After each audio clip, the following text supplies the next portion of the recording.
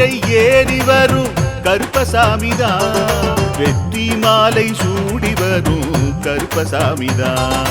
வெள்ளை குதிரை ஏறி வரும் கருப்பசாமிதான், வெற்றி மாலை சூடி வரும் கருப்பசாமிதான். கஷ்டமெல்லாம் தீர்க்க வரும் கருப்பசாமிதான், கஷ்டமெல்லாம் தீர்க்க வரும் கருப்பசாமிதான். கண்ணெதிரே காட்சி தரும் கருப்பசாமிதான், கண்ணெதிரே காட்சி தரும் கருப்பசாமிதான். புளியரை நீங்க வாங்க சந்ததி தழைக்கும், புண்ணியத்தை வாங்கிட்டு போங்க நிம்மதி பிறக்கும். புளியரை நீங்க வாங்க சந்ததி தழைக்கும், புண்ணியத்தை வாங்கிட்டு போங்க நிம்மதி பிறக்கும். வெள்ளை குதிரை ஏறி வரும் கருப்பசாமிதான், வெற்றி மாலை சூடி வரும் கருப்பசாமிதான்.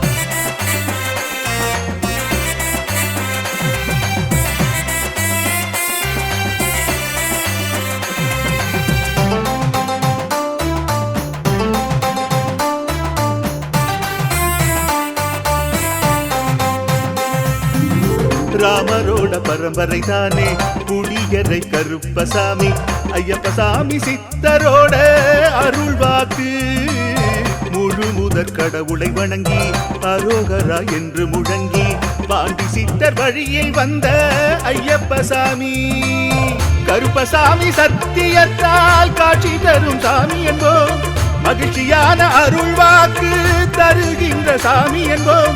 எலும்பிச்சையாலே அனைத்து நோய்களை தீர்த்து வைக்கும் சாமி என்போம். திருநீரு தந்து பெரும் பாவங்கள் போக்கும் சாமி என்போம், பாவங்கள் போக்கும் சாமி என்போம். சமதர்மம் வளர்க்கும் நம்ம சாமி அல்லவா, பிரமதம் வந்தாலும் அருளும் அல்லவா. சமதர்மம் வளர்க்கும் நம்ம சாமி அல்லவா, பிரமதம் வந்தாலும் அருளும் அல்லவா.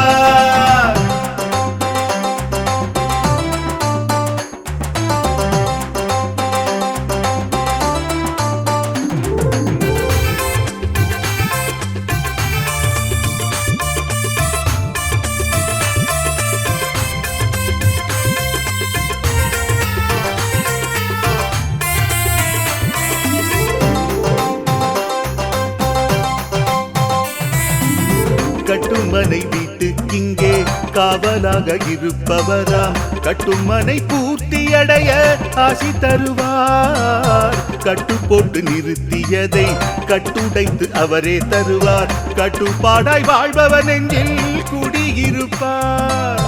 மடியேந்தி வரம் கேட்டா மறுக்காம தருபவராம், மனதார வேண்டினாலே மறுகணமே வருபவராம். கற்பூர தீபம் ஏற்றினாலே ஒளியில் அவரே தெரிவாரே, கருப்பசாமி என்றே அழைத்தால் இதயம் முழுதும் நிறைவாரே, எதையும் முடித்து தருவாரே.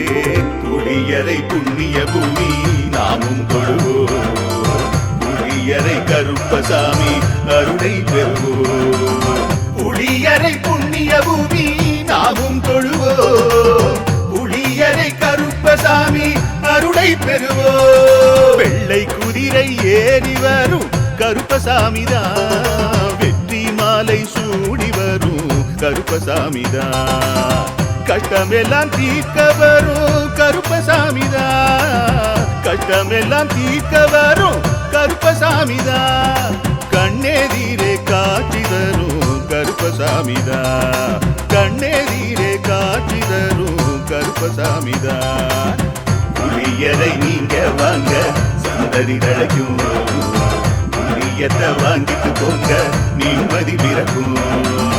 புளியரை நீங்க வாங்க சந்ததி தழைக்கும், புண்ணியத்தை வாங்கிட்டு போங்க நிம்மதி பிறக்கும், நிம்மதி பிறக்கும்.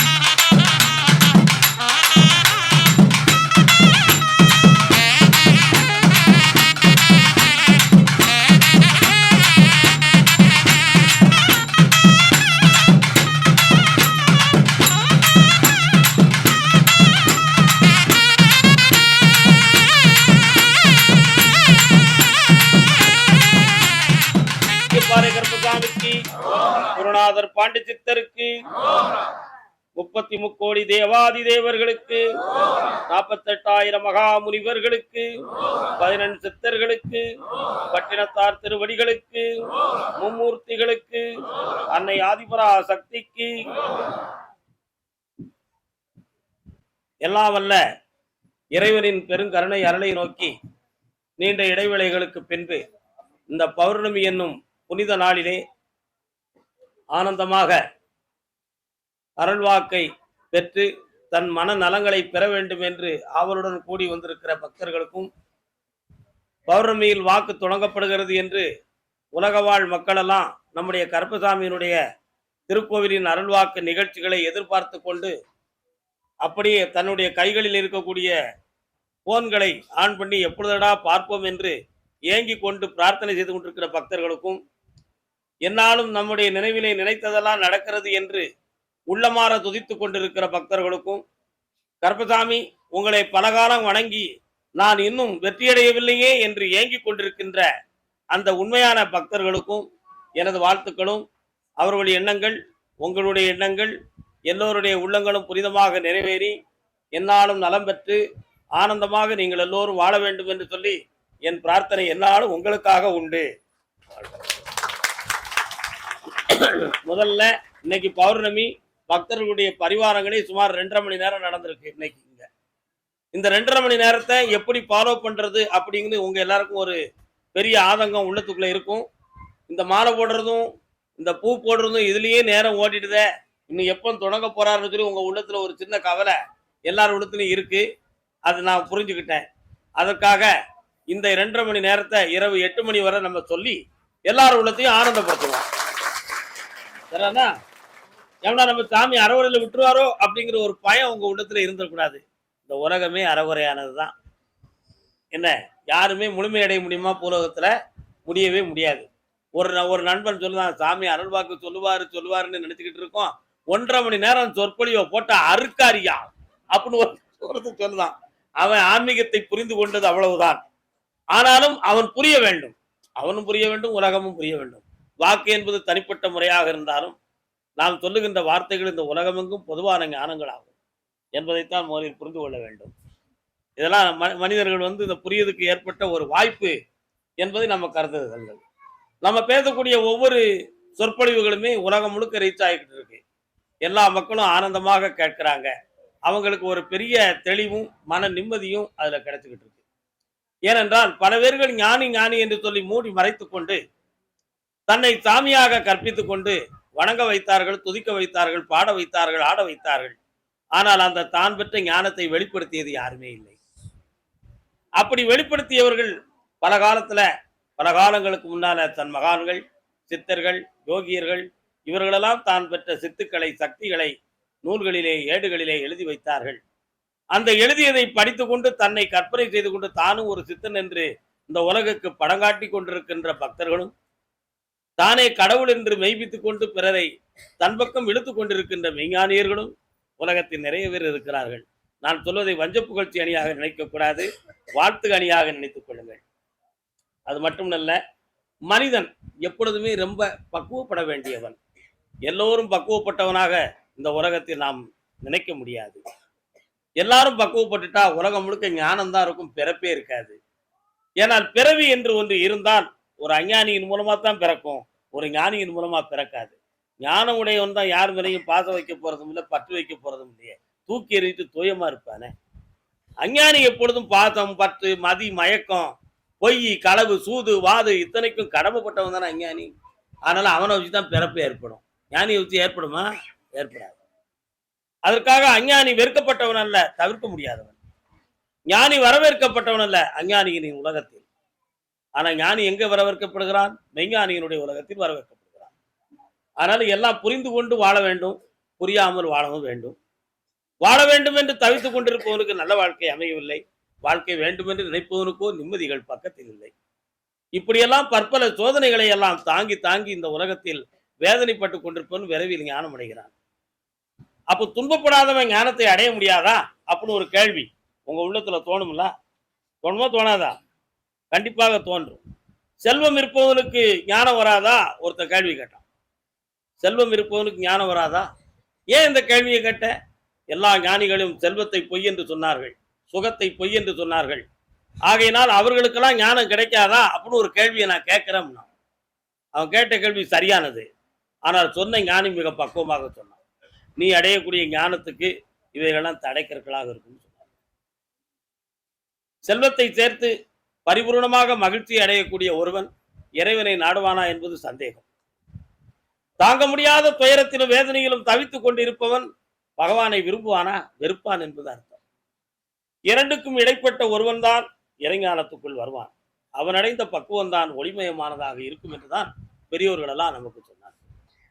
ஒரு அருமை, இன்னைக்கு நீங்க பூக்களெல்லாம் என் மேனியில் கொட்டினீர்கள். அது என் மேனி அல்ல, இறைவன் கருப்பசாமியினுடைய மேனி. வீமன் ஒரு வரம் வாங்கியிருந்தான். ஈசனுக்கு புஷ்பாபிஷேகம் பண்ணிட்டு இருக்கும் பொழுது அவன் நினைத்த ஒரே ஒரு பூ மட்டும் கிடைக்கவே இல்லை. எல்லா மலர்களும் கிடைத்தது, கொன்றை மலர் கிடைக்கவில்லை. அந்த கொன்றை மலர் கிடைக்கவில்லையே இறைவா, என் பூஜையில் ஒரு குறை ஏற்பட்டு விட்டதே. இந்த கொன்றை மலரை எப்பொழுதாவது உனக்கு நான் சாட்ட வேண்டும், எனக்கு என்ன செய்வது என்று சொல்லி மௌனம் சாதித்து தன் மனதுக்குள்ளே ஈசன் என ஒரு வாக்கு கொடுத்தான். எந்த இடத்தில் கொன்றை மலர் என் கண்களுக்கு தெரிந்தாலும் அதை உனக்கு மானசீகமாக நான் அர்ப்பணம் செய்து விடுவேன், நீ என்னை ஏற்றுக்கொள்ள வேண்டும் அப்படின்னு சொன்னார். ஈசனும் அசரீதியாக அப்படியே ஆகட்டும் பீமா என்று கூறினார். ஆனால் என்ன நடந்தது தெரியுமா? அபிமன்யுவின் போரிலே பத்மவியூகத்தை அமைத்து அபிமன்யு உள்ளே போர்க்களம் செய்து கொண்டிருந்தான். அவனை காப்பாற்ற வேண்டும் என்று சொல்லி வீமன் புறப்பட்டான். சூட்சமாக அறிந்து கொண்டான் ஜெயத்ரன் துரியோதனன். அருமையான ஒரு கொன்றை மாலையை மலர்களை மாலையாக சூட்டி வீமன் புறப்பட்டு வர்றதுக்கு முன்னால ஒரு மாலையாக காலில் வீசினான். அந்த மாலையை வீமன் பார்த்தான். பார்த்த உடனே ஈஸ்வரின் நினைவு, பகவானே உனக்கு சாட்ட வேண்டும் என்று நான் நினைத்திருந்த மலர்கள் என் கண்களுக்கு கிடைத்து விட்டது, இதோ நீ அர்ப்பணம் செய்து கொள்வாயாக என்று சொல்லி தன் மனதையும் அறிவையும் அந்த மாலையின் மீது செலுத்தி ஈசனுக்கு அர்ப்பணம் செய்தார். அதுக்கு உள்ள அபிமன்யு இறந்து விட்டான். புரிகிறதா? அதற்கு முன்னே அபிமன்யு இறந்து விட்டான். இப்படி ஒரு சம்பவம் இருந்தது. இப்படி வன்மையான சில சத்தியங்களுக்கு சில வாக்குகளுக்கு இடையிலேயே சில சூட்சமங்கள் மறைந்திருப்பது உண்டு. இதெல்லாம் இந்த உலக வாழ்வில் நடக்கக்கூடிய ஒன்று. அன்று மட்டும் வீமன் முதல்ல கொன்றை மலரை எங்கு நினைக்கிறேனோ அப்பொழுது நான் உனக்கு மானசீகமாக தரமாட்டேன் அப்படின்னு ஒரு சத்தியத்தை கொடுக்காம இருந்திருந்தா அபிமன்யுடைய உயிர் காப்பாற்றப்பட்டிருக்கும் என்று மகாபாரதத்தை படித்தவர்கள் பலர் வியம்புவார்கள். ஆனா அந்த சத்தியம் என்ன செஞ்சது? வீமனை காப்பாற்ற போகாம தடுத்து நிறுத்திடுச்சு. இது ஒரு முக்கியமான ஒரு சான்று. கிருஷ்ணர் உலகம் முழுக்க ஞானத்தை எல்லாம் போதித்து கிருஷ்ணனை பகவான் என்று மெய்ப்பிக்கும் அளவிற்கு எல்லா செயல்களையும் செய்தார். இறுதியிலே எல்லாருக்குமே தெரியும், பாண்டவர்கள் துரியோதனர்களை வென்றதோடு மகாபாரதம் முடிந்து விட்டதாக கருதினார்கள். ஆனால் அப்படி இல்லை, கண்டிப்பாக அப்படி இல்லை. துரியோதனர்களை வென்று பாண்டவர்கள் பட்டம் சூட்டிய பின்பும் அதற்கு பிறகும் ஒரு மாபெரும் போர் நடந்துச்சு. துவார யுகத்திலே நடந்தது. துவாரகாபதியில் கிருதவர்மன் என்பவன் கிருஷ்ணனுடைய குலத்திலே ஒரு பெரிய ஒரு அரசன். கிருஷ்ணருடைய தந்தையாருக்கு சொக்காரன் சகோதரன். கிருஷ்ணர் இந்த வீட்டில் வந்து பிறந்துட்டான், இவனால இந்த குடும்பம் உயர்ந்து விடும், மன்னனுக்கு மரியாதை இருக்காது என்று நினைத்து அந்த கிருஷ்ணர் வாழ்ந்த குடும்பத்தையும் அந்த பகுதிகளையும் வெறுப்புற்று பொறாமை கொண்டு துரியோதனோடு போய் சேர்ந்தவன் தான் கிருதவர்மன். அந்த கிருதவர்மன் ஆனால் கிருஷ்ணனுக்கு ஒரு மகன் பிரத்யூமன். மன்மதன் தான் மகனாக வந்து பிறந்ததாக ஒரு சான்று இருக்கு. அந்த பிரத்யூமன் கிருஷ்ணனுடைய மகன். அந்த வேளையில் கிருதவர்மனுடைய வகையாராக்கள்லாம் கிருஷ்ணருடைய பிள்ளைகளோடும் கிருஷ்ணரோடும் போர் செய்தார்கள். இந்த பிறவியில் நான் ஆயுதம் தாங்கி போரிட மாட்டேன் என்று சபதம் விட்டிருந்தான் கிருஷ்ணன். ஆனால் தன்னுடைய மக்களெல்லாம் போர் செய்து கொண்டு இருக்கிற பொழுது துரியோதனுடைய சபையிலே அரசனாக விட்டிருந்த கிருதவர்மனுடைய வாரிசுகளெல்லாம் நம்முடைய சபைகளையும் சேனைகளையும் வென்றுவிட்டான் கிருஷ்ணன் என்ற ஒரு பொறாமையை மனதில் கொண்டு ஏற்கனவே அடிப்படையில் சொக்காரன் வகையில இருந்த வேதனையை தீர்த்து கொள்ளும் வகை என்ன, இந்த வம்சத்தை அழிப்பதற்கு வாழ்வென்ன என்பதை நினைத்துக் கொண்டிருந்த கிருதவர்மனுடைய வாரிசுகள் கிருஷ்ணன் சக்கராயத்தோடு இல்லாமல் போர் நடக்கிறது என்று பார்த்து கொண்டு இருக்கும் பொழுது கிருஷ்ணனுடைய மகனாகிய பிரதியுமனை கிருதவர்மனுடைய வாரிசுகள் வந்து நிற்க விட்டு தலையை அறுத்து கொன்றார்கள். இப்படி ஒரு சம்பவம் கிருஷ்ணனுடைய மகனுக்கு நடந்தது. அப்பொழுது கிருஷ்ணனுக்கு மனம் தாங்கவில்லை, துடித்தது. என் மகனுக்கா இந்த நிலை என்று கேட்டான் கிருஷ்ணன். அப்பொழுது அசரீரியாக ஒரு வாக்கு, கிருஷ்ணா, பாரத போர் நடக்கின்ற பொழுது சேனையை வழி நடத்தினாய் நீ. எத்தனை வீரர்கள், எத்தனை சேனைகள், எத்தனை மக்கள், எத்தனை மன்னர்கள் அந்த போரில் மாண்டார்கள். அப்பொழுதெல்லாம் இறக்க வராத உன் உள்ளம் உன் பிள்ளைக்கு மட்டும் உறவென்று துடித்து விட்டதா என்று அசரீரி கேட்டது. கிருஷ்ணனால் ஒரு வார்த்தை கூட பேச முடியவில்லை. இதுவும் என் கர்மாவாகும் என்று தன் மனதை சாந்தப்படுத்தி இனி இந்த உலக வாழ்வு வேண்டாம் என்று அந்த புறத்துக்கு சென்று வேடனின் கையால் மாண்டு விட்டான் கிருஷ்ணன். இப்படி ஒரு சம்பவம் உலகத்தில் நடந்தது. பாரத யுத்தத்தில் எல்லாமே இந்த உலகத்தில் நடப்பதெல்லாம் கர்மாக்கள் தான் என்பதை உணர்த்துவதற்கு ஏற்பட்ட சான்றுதான் இது. இந்த கர்மா என்பது யாரையும் இந்த உலகில் சும்மா விடாது. கர்மாவை கனவு கண்டு தீர்க்க முடியுமா? எப்படி பசியை கனவு கண்டு தீர்க்க முடியாதோ அதுபோல கர்மாவையும் கனவு கண்டு தீர்க்க முடியாது. கண்ணாடி பீரோலுக்கு இருக்கக்கூடிய பண்டங்களின் பெயரை சொன்னால் பசி தீருமா? தீராது. அது மாதிரி கர்மாக்களை அனுபவித்துத்தான் இந்த உலகத்தில் தீர்க்க வேண்டும் என்னும் விதியில் பிறந்தவன் தான் இந்த உலகத்தில் உள்ள ஜீவராசிகள் எல்லாம். அதுல ஒவ்வொரு பிறப்புக்கு தகுந்தார் போலும் ஒவ்வொருத்தருக்கும் ஒவ்வொரு விஷயம். ஒரு சிறந்த ஆன்மீகவாதி அடிக்கடி தத்துவங்கள், அடிக்கடி ஞானங்கள், ஞான பாடல்கள் எல்லாம் சொல்லிக்கொண்டே இருப்பார். சில காலங்கள் கழித்து அவருடைய நண்பர்கள் எல்லாம் அவரை பார்க்கும் பொழுதெல்லாம் இவரை பார்த்தா 2 நல்ல வார்த்தைகள் கிடைக்கும். நல்ல வார்த்தைகள். இந்த ஆன்மீகவாதி ஆகிய நம் நண்பர் வெளியிலே வந்தால் அவரை பார்த்து பேசலாம். சில வார்த்தைகள் தெளிவான ஞானம் உள்ள வார்த்தைகளாக இருக்கும் அப்படின்னு எதிர்பார்த்து கொண்டிருந்த நண்பர்கள் பலர். அப்படி பேசுகிற பொழுதெல்லாம் அவர் முகத்தை கூர்ந்து கவனிப்பார்கள், அவன் மனதை கவனிப்பார்கள். கவனித்து தான் அவரவர் வீட்டுக்கு சென்று அவருக்கு பேசியதை எல்லாம் நினைத்து அருமையான ஒரு வார்த்தைகள் கிடைத்தது, நம்ம மனதுக்கு இதமான கருத்துக்களாக இருந்தது என்று ஆறுதல் அடைந்து சென்ற நண்பர்களோ பலர். ஒரு நாள் இதே ஆன்மீகவாதி நண்பன் வீட்டை விட்டு வெளியே நடந்து சென்று கொண்டிருக்கையில பழைய நண்பர்கள் எல்லாம் பார்த்தார். பார்த்த உடனே, ஐயா, உங்களுடைய முகம் இங்கு ரொம்ப ஆனந்தமாக இருக்கிறதே, என்ன உங்கள் வீட்டில் எதுவும் மகிழ்ச்சி நடந்ததா அப்படின்னு கேட்டான். ஆமா, தாங்க முடியாத மகிழ்ச்சி நடந்தது. அப்படி என்ன அந்த மகிழ்ச்சியில் எங்களுக்கு நீங்கள் செய்தி சொல்லவில்லையே என்று கேட்டார். சொல்ல முடியாத மகிழ்ச்சி, யாருக்கும் தெரியப்படுத்த முடியாத மகிழ்ச்சி. மகிழ்ச்சியில் அப்படி ஒரு விதம் இருக்கிறதா? இருக்கிறது, எனக்கு மட்டும். கொஞ்சம் விளக்கமாக சொல்லுங்களேன். ஒரு காலத்தில் என் பெற்றோர்கள் மீது நான் பாசமாக இருக்கும் பொழுது 4 பிள்ளைகளிலே ஒரு பிள்ளையை என் தந்தை பாசமாக வைத்திருந்தார். அதை கண்டு நான் பெற்றோர்களை வெறுத்தேன்.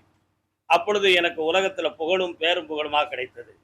மெல்ல மெல்ல அந்த பற்றிலிருந்து விடுபட்ட உடனே தானாக வாழ வேண்டும் என்ற ஒரு எண்ணத்தில் வந்த உடனே நிறைய அறிவும் ஞானமும் போதமும் எனக்கு கிடைத்தது. சகோதரர்களோடு ஒன்று சேர்ந்து இருந்தேன். ஒவ்வொருத்தருடைய உள்ளத்திலும் போட்டியும் பொறாமையும் வஞ்சமும் சூதும் கலந்திருப்பதையெல்லாம் கண்டு மெல்ல மெல்ல அவர்களை விட்டு வெளியானேன். அப்பொழுதுதான் எனக்கு இந்த ஞானம் எனக்கு கிடைத்தது. உங்களை கிட்ட பேசுறதுக்கு ஒரு வாய்ப்பே கிடைத்தது. ஆஹா, அருமையான விஷயத்தை சொன்னீர்கள். ஏன் உங்களுக்கு ஆசை பாசம் உள்ள மனைவி கிடையாதான்னா? ஆசை பாசம் உள்ள மனைவிதான். உலகத்திலே கல்யாணம் முடித்த புதிதில் இந்த உலகம் சிறந்ததென்றும் உயர்ந்ததென்றும் பாசம் மிகுந்ததென்றும் ஆசை என்றும் நினைத்து இவ்வளவுக்கு இன்பமான ஒரு வாழ்க்கையவா நமது ஞானிகள் எல்லாம் நிலையில்லை என்று சொன்னார்கள் என்று ஞானிகளையே குறை கூறி மனைவியே தஞ்சம் என்று வாழ்ந்த காலம் உண்டு. ஆனா அதற்கு பின்பு பிறந்தது பிள்ளைகள் எல்லாம். ஆக இந்த பாசம் மனைவி பக்கத்திலிருந்து பிள்ளைகள் மீது வந்துச்சு. பிள்ளைகள் மீது வந்த உடனே மனைவி மீது 100 பகுதி இருக்கக்கூடிய பாசத்தின் பகுதிதான் இருந்தது என்பதை உணர்ந்தேன். அப்படி பாசம் பங்கு வைக்கப்பட்டதை நான் புரிந்து கொண்டேன். ஆனால் ஒவ்வொரு சிற்சில விஷயங்களிலும் வார்த்தைகளாலும் செயல்களாலும் சூழ்நிலைகளாலும் நம்முடைய உள்ளம் பக்குவப்பட்டு அப்படியே அந்த பாசத்திலிருந்து நான் விடுதலை ஆனேன். அந்த விடுதலைக்கு பின்பு இனி வாழ்வதெல்லாம் பிள்ளைகளுக்காக என்று நினைத்தே இந்த பூலோக வாழ்வை நான் குதிரை ஓட்டம் போல நடத்தி கொண்டே இருந்தேன். அப்படின்னு நிறுத்தினாரு. ஏன் இப்ப பிள்ளைகள்லாம் உங்க கூட தானே இருக்கிறாங்க அப்படின்னு கேட்டார். எல்லோரும் என் கூடவே இருக்கிறார்கள், என் பக்கமே இருக்கிறார்கள். ஆனா ஒவ்வொருத்தரும் ஒவ்வொரு வார்த்தையாலும் ஒவ்வொரு செயலாலும் நான் வெறுக்கும்படியும் என்னை அவர்கள் வெறுக்கும்படியும் என் விதி வந்து சூழ்ந்திருக்கிறது. என் விதி வந்து சூழ்ந்திருக்கிறது. அதை கண்டு நான் வருத்தப்பட்டதில்லை.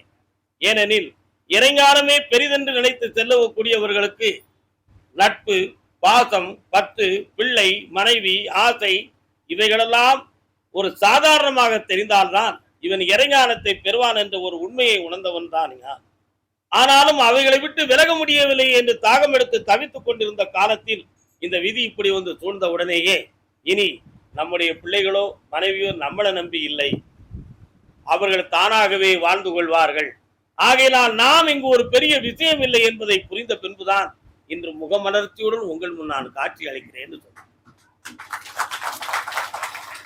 அப்பொழுது அவனுக்கு கிடைத்த ஒரு பெரிய பதில், நம்மளை வச்சு இனி ஒண்ணு இல்லை, அவரவர் வாழ்க்கை அவரவரவே இனிமே பார்த்துக் கொள்வார்கள், நாம யாருடைய பிடிக்கலும் இருக்க வேண்டிய அவசியம் இல்லை. ஆக நாம தனிமரமாகவே இந்த உலகத்தில் இறைவனை அடைய ஒரு புனிதமான வழி கிடைத்தது என்ற ஒரு உண்மையை உணர்ந்து என் உள்ளத்தை நாம் பக்குவப்படுத்தி விட்டேன். இது எப்படி உங்களுக்கு இந்த நிலை ஏற்பட்டது? இதற்கு எந்த ஞானிகளாக உங்களுக்கு சான்று கொடுத்தார்களா அப்படின்னு அவன் கேட்டான். அருமையான ஒரு வார்த்தை வந்துச்சு. அது என்ன தெரியுமா? என் செயலாவது யாதொன்றுமில்லை, இனி தெய்வமே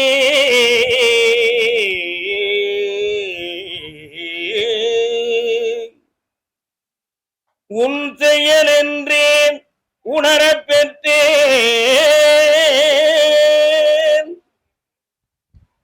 இந்த ஊனெடுத்த பின் செய்த தீவினை யாதொன்றுமில்லை, பிறப்பதற்கு முன் செய்த தீவினையே வந்து மூழ்கியதே. பட்டினத்தார் சொன்னார், இது எல்லாம் என்னுடைய செயலால் அல்ல, ஈசனே உன் செயல் என்று உணரப் பெற்றேன். பாசக்கொடி அருந்த பின்புதான் ஒருவன் பகவானுடைய திருவடிகளை சேர்வான். அந்த பாசக்கொடி அறுப்பதற்கு எப்படி நடக்கும்? தந்தை 70 வயது 80 வயது ஆனால் இயலாமல் ஆகிவிடுவான். மகன் இளமையான வாழ்வை அனுபவித்துக் கொண்டிருப்பான் பேரன் பேத்திகளோடு. தந்தையார் நச்சு நச்சுன்னு தண்ணியை கொண்டு வான் பாரு, வேட்டி உறிஞ்சி கிடக்கும், அவன் அதை கெட்டதுக்கு எரிச்சப்படுவான். மருமகா தண்ணி கொடுக்கறதுக்கு கோவிச்சுக்கிடுவான். மருமகா சாப்பாடு கொடுக்கறதுக்கு மனம் கூசுவா. கால்வழி மேல்வழி திருநீரும் மலமும் செறிந்து கிடக்கிற பொழுது கழுவதுக்கு மனம் கூசுவாள்.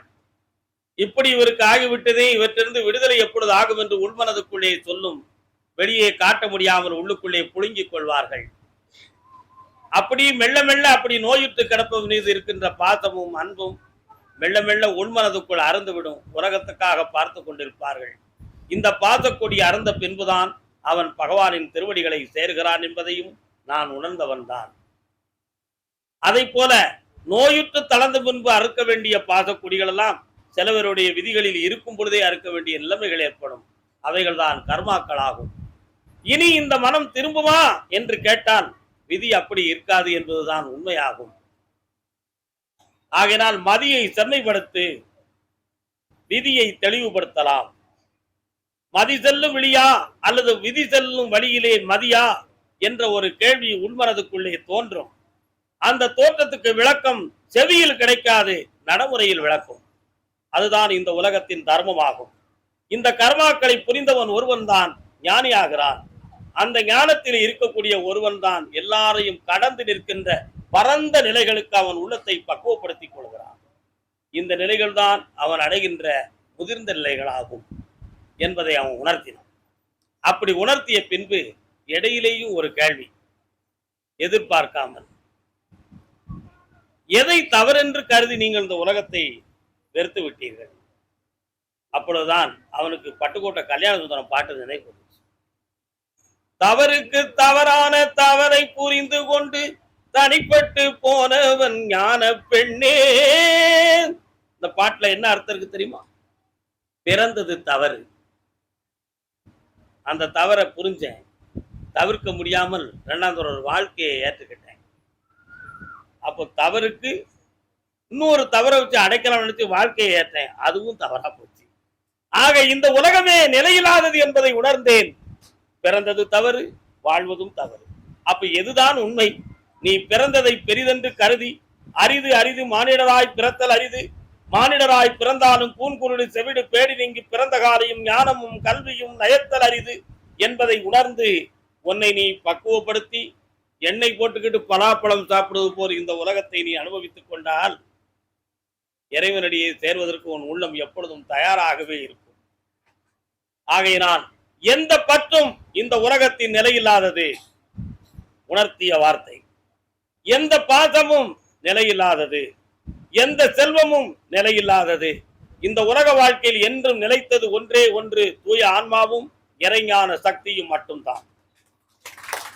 இதை உணர்ந்தவன் மட்டும்தான் பக்குவப்படுகிறான். உணர்ச்சி வசப்படுகிறவன் துடிக்கிறான், பேசுகிறான், புலம்புகிறான், அழுகிறான். இவைகளெல்லாம் கடந்த பின்பு அவன் தூய்மையாகிறான். அந்த தூய்மைக்கு பாடப்படக்கூடிய ஒன்றே ஒன்றுதான் ஞானத்தின் வழிகளாகும். நாமெல்லாம் வாழ துடித்துக் கொண்டு இருக்கிறீங்க. எனக்கு அந்த காரியம் நடக்கணும், இந்த காரியம் நடக்கணும், அப்படி நடக்கணும், இப்படி நடக்கணும். உண்மைதான். இந்த உலகத்தில் கர்மாக்களை தீர்க்க முடியாமல் தவித்துக் கொண்டிருக்கக்கூடிய மக்களுக்கு வாழ்க்கை அவசியம் என்று புரிகிறது. கர்மாக்களை எல்லாம் தாண்டி இறைவனை பெரிதென்று நினைக்கக்கூடியவனுக்கோ இந்த வாழ்க்கை தூசியாக தெரிகிறது. ஆக இனி யாரு ஏசினாலும் பெரிதில்லை, போற்றினாலும் பெரிதில்லை, இகழ்ந்தாலும் பெரிதில்லை. போற்றுவார் போற்றலும் தூற்றுவார் தூற்றலும் போகட்டும் கண்ணனுக்கே என்று சொன்னது போல இனி புகழும் இகழும் எல்லா நிலைகளும் இறைவனுக்கே தஞ்சம் என்று அர்ப்பணம் செய்து கொண்டு நம் உள்ளத்தை மானசீகமாக தெளிவுபடுத்திக் கொள்வதே சரியானதாகும். ஆகையினால் பற்று என்பது தீரும் வரைதான், பாசம் உடலில் உயிர் இருக்கும் வரைதான், செல்வம் என்றோ ஒரு நாள் மனிதனை விட்டு போக போறது. அப்படின்னா மனிதன் இந்த செல்வத்தை விட்டு போக போறான். இது மட்டும்தான் இந்த உலகத்துல உண்மையானது. ஆனா அதற்கு இடையில் நடக்கின்ற நாடகத்துக்கோ மனிதன் படுகிற பாடு படாத பாடுபடுகிறான். ஏன்? வாழ வேண்டும் என்ற அவசியம், வாழ வேண்டும் என்ற ஆசை, வாழத்தான் பிறந்திருக்கிறோம் என்ற ஒரு மாயை. இந்த மாய வலைகளுக்குள்ளே அகப்பட்டு தன்னை மாற்றிக்கொள்ள முடியாமல் துடித்துக் கொண்டிருக்கின்ற மனிதர்கள் இந்த உலகத்தில் வாழ்ந்து கொண்டிருக்கிறோம். ஆண்டவரை நம்புங்கள். எதன் மீதும் பற்று வைத்து உங்களுடைய மனதை புண்படுத்திக் கொள்ளாதீர்கள். உலகம் இப்படித்தான் என்று நினைத்து அதில் தெளிவுடன் இருந்து கடமைகளை செய்யவே முற்படுங்கள். யாரையும் கண்ணப்படுத்தாதீர்கள், யாருடைய உள்ளத்தையும் புண்படுத்தாதீர்கள். என் நண்பன் ஒருவன் கூறினான், அவன் ஒரு சிறந்த ஞானி, குருசாமின்னு ஒருத்தர். என்னப்பா உன் கொண்டாட்டிக்கு என்ன கை விளங்காம போயிடுதுன்னா ஒரு கேள்வி. ஒண்ணு இல்ல, யாரோ ஒரு ஜோதிடக்காரர் சொன்னாரா, நீ நிறைய பேர்களுக்கு அன்னதானம் போட்டா உன் குடும்பம் பாவமா தீந்துரும் அப்படின்னு சொன்னார்.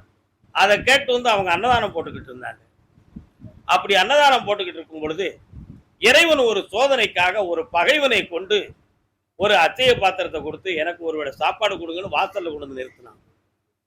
அன்னதானம் பண்ணித்தான் ஆக வேண்டும் என்று கட்டாயத்தில் அன்னதானம் பட்டி கொண்டு இருப்பவர்களோ பகைவனுக்கு ஒரு அன்னதானத்தை கொடுத்து நாம ஒண்ணு புண்ணியப்பட வேண்டிய அவசியம் இல்லை என்று சொல்லி வச்ச பானை சோத்தையும் எடுத்த கரண்டியும் மடக்கி வீட்டுக்குள்ள கொண்டு போயிட்டா என் பொண்டாட்டி.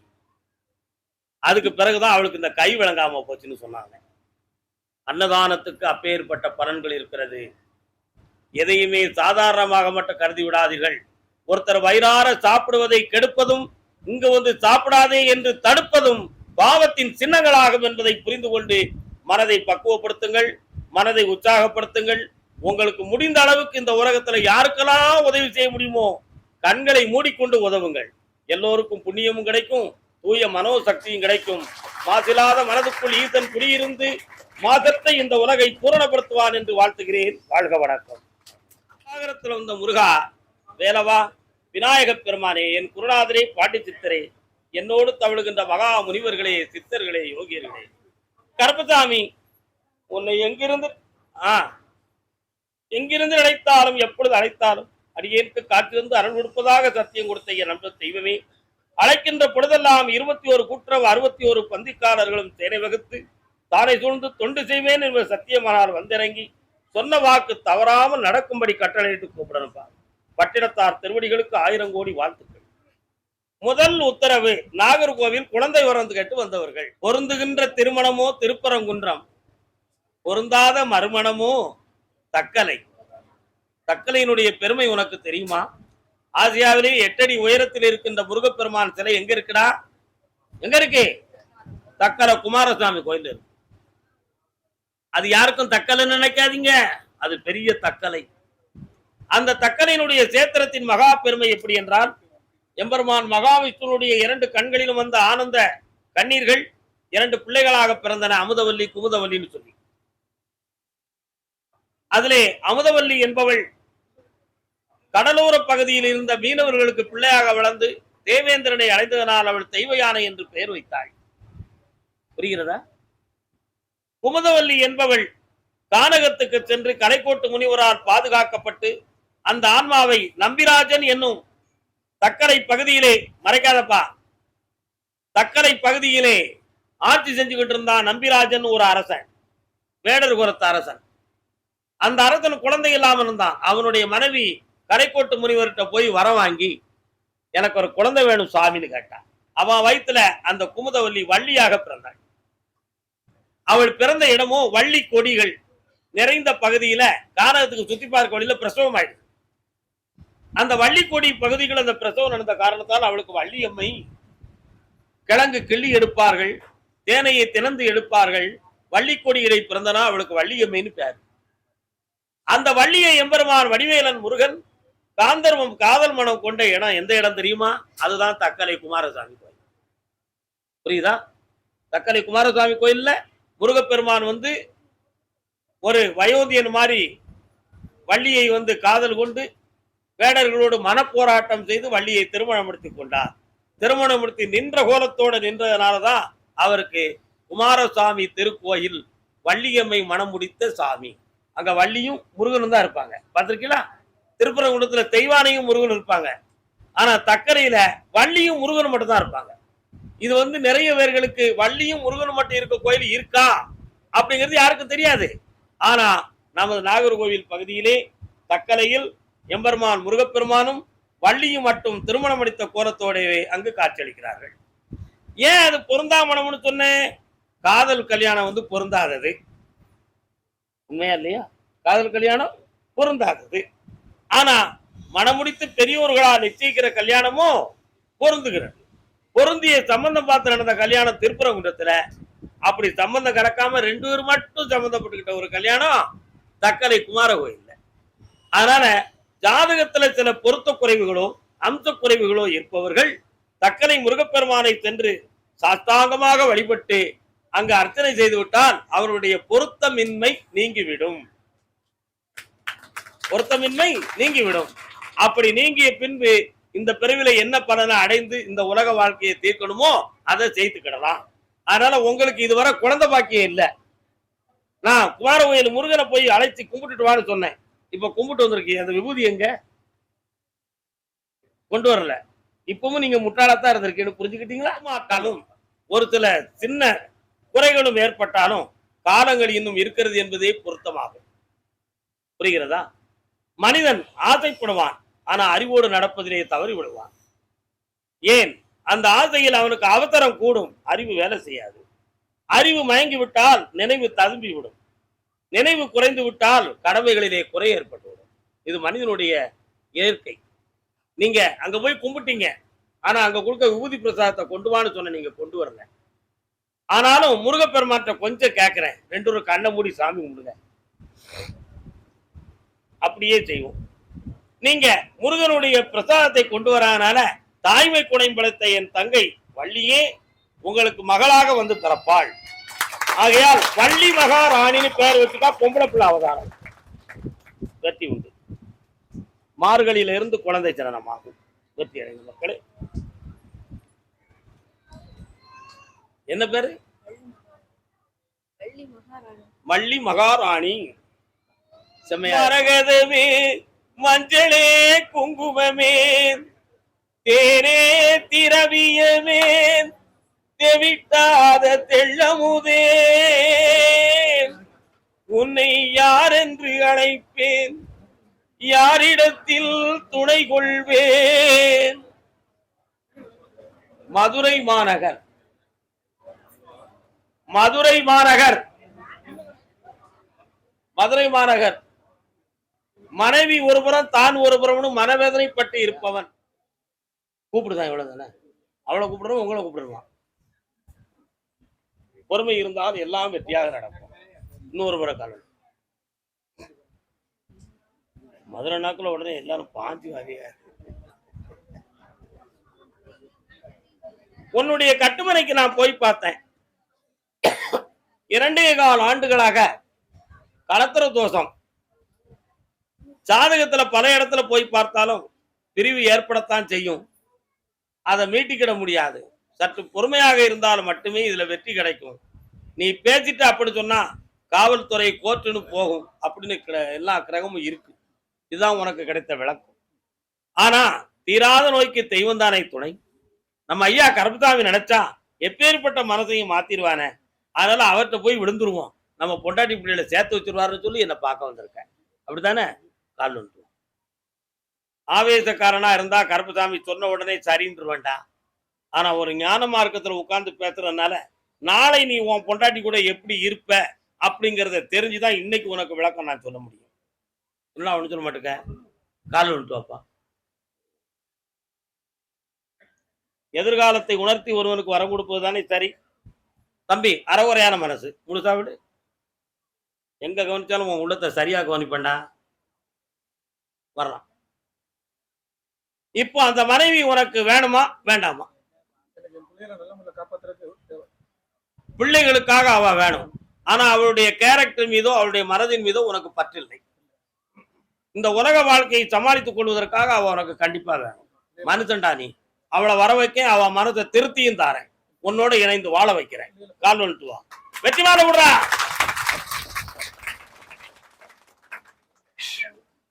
ஏன்னா இதே மாதிரி ஒருத்தன் பொண்டாட்டியால பாதிக்கப்பட்ட ஒரு உத்தமன் வந்தாங்க. யாரு உத்தமன்? யாரா வந்தா? சொன்னேன் உன் பொண்டாட்டி நல்லவாடா அப்படின்னு. அவ எனக்கு சொல்லியிருக்கா உன் புள்ள நல்லா இருக்காது, உன் பூட்டி நல்லா இருக்காது. என்ன சொல்லியிருக்கா? ஏன் உன் புருஷன் வெளிநாட்டுல இருந்து உழைச்சு கொடுத்தான பணம் அதப்புறம் புருஷனுக்கு தெரியாம அடிச்சுட்டு அவன் வந்து கேட்கும் பொழுது கணக்கு சொல்றதுக்கு நீ சண்டை போட்டுட்டு போலீஸ் எழுதி வச்சிய. அது மட்டும் குற்றம் இல்ல. உனக்கும் உன் பிள்ளைகளையும் வாழ வைக்கிறதுக்கு தானே அவன் பணம் அனுப்புனா. யோசிக்கணும்ல. அவ செஞ்ச குற்றத்தை அவ திருந்தணும். கண்ணமுடுறா மகனே, வர வைக்க முடியுமான்னு பாக்குறேன். வரலாம். வந்து சேர்ந்துட்டான். வந்துருவா. சந்தோஷமாயிரு. கணவன் மனைவியோடு என்னை வந்து ஆனந்தமாக பார்ப்பீர் மக்களே. சாப்பிடாம போனா அடிவிடும். போ. நல்ல வயிறார சாப்பிட்டுரு. கருப்பசாமி அதே மதுரை மாநகர் மனைவியை பிரிந்து உடல் தளர்ந்து வேதனைப்படக்கூடியவன். இவனை வச்சு இப்போதைக்கு எந்த பொருள் லாபமும் இல்லை. புரியுதா? அசையா சொத்துக்கள் மட்டுமே இருக்கு. அதனால அவ வந்து இந்த பகுதியில வருவாளா அப்படின்னு நான் கேட்டேன். அவள் பக்கத்துல இருந்து சொல்லக்கூடிய அறிவுரைகளும் கூட இருக்கிறவர்களும் இங்க வர்றதுக்கு கொஞ்சம் தடுதல் போடுறாங்க. அவ மனதை பக்குவப்படுத்தி வந்து சேர்த்து வச்சா போதுமா? சேர்த்து வச்சா போதுமா? கால் வந்துட்டு வரலாம். அதான் உடல் தளர்ந்தவும் சொன்னேன். பொறுமையா இருங்க, பொறுமையா இருங்க, எல்லாம் பொறுமையா இருங்க. கண்ணை முடிக்காங்க. இவனை வச்சு ஒரு பொறுப்பும் கிடையாது. வரலாம் வரலாம்ப்பா. இப்ப இவன் பொண்டாட்டி இங்க வரணும்னு கேட்கறதுக்கு ஒரே ஒரு காரணம், மனநிலையும் மூளை நிலைகளும் பாதிக்கப்பட்டிருக்கு. இவனை கடைசி வர கண்கலகாம காப்பதுக்கு அவன் பொண்டாட்டிக்கு தான் உரிமை இருக்கு. நம்மளால எப்படி பார்க்க முடியும் அப்படிங்கிற மனவேதனையும் குழப்பமும் இருக்கு. அதனால ஒண்ணு உடல்நிலையை காப்பாற்றணும், அப்படி இல்லைன்னா அவள்கிட்ட இவனை பொறுப்பா ஒப்படைக்கணும். இந்த 2 முடிவு தான் இப்ப இருக்கு. முதல்ல உடம்ப காப்பாற்றி தரதுக்கு வேண்டிய ஏற்பாடை பண்றேன். அவளை தானா வர வைக்கேன். 3 முறை என்னை வந்து பாருங்க. வெற்றி உண்டு. காப்பாற்று.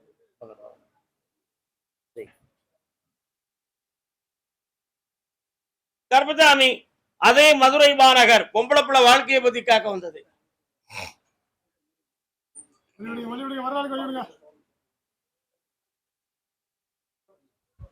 உள்ள வந்துருங்க. ஏக்க ஓரமா வச்சுட்டு விழுந்து விடுங்க.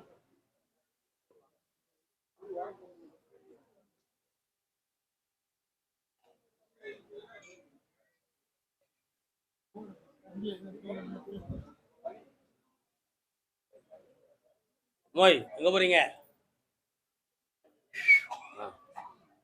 இது யாருப்பா? வீட்டுக்காரர் எங்க இருக்காரு? இந்த பிள்ளைய பத்தி தான் பேசணுமா? உன் வீட்டுக்காரன் எங்கம்மா இருக்கான்? இப்ப வாழ்க்கைக்கு முடிவு எடுத்து தரணும். ஆனா ஒரு சில குழப்பங்கள் இருக்குமே, அதை சொல்லலாமா? சொல்லலாமா? இல்லையே, உன் உள்ள சொல்லல, வாய் தான் சொல்லுது. கால விட்டு தம்பி, எனக்கு ஒரு டீ வேணும்.